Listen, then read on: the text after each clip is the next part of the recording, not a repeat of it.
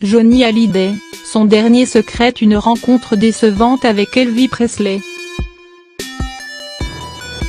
Johnny Hallyday, le Elvis Presley français / La comparaison aura ponctué toute la carrière du rocker, et pour cause, The King était son idole. La rencontre entre les deux pontes de la musique de l'un et l'autre côté de l'Atlantique n'aura pourtant jamais fuité, et pour cause, c'est un souvenir qu'il a visiblement préféré oublier. Sur le plateau de C'est à vous sur France 5 en 2014, il a raconté, plein de regrets, un dîner manqué après un concert à Atlantic City mais pas un mot sur leur véritable rencontre.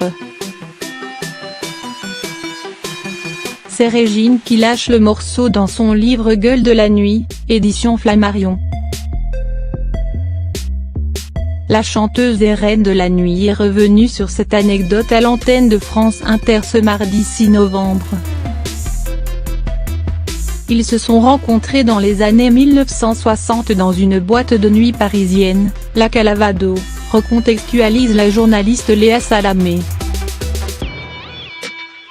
Il ne ment pas volontairement, clarifie Régine.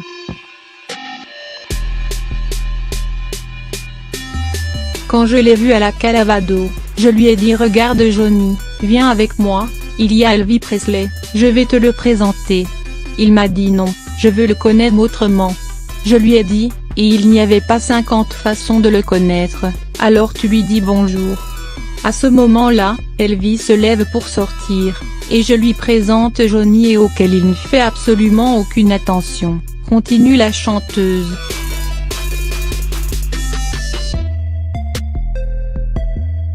Ignoré par son idole, le rocker a préféré ne jamais divulguer cette anecdote.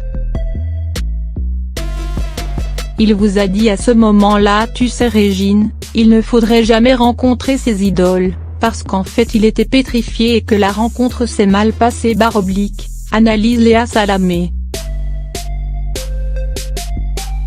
Ce n'est pas ça, c'est qu'il avait peur qu'on l'accuse d'imiter Elvis. Il m'a fait jurer de le dire à personne, complète la reine de la nuit. Johnny Hallyday n'aura pas gardé beaucoup de rancœur de cette déception, le taulier est resté un grand admirateur du King jusqu'à sa mort. Lors de ses obsèques à Saint-Barth, Yarol Poupeau et Yodelis, ses musiciens, lui ont chanté une dernière fois Love Me Tender, son titre préféré.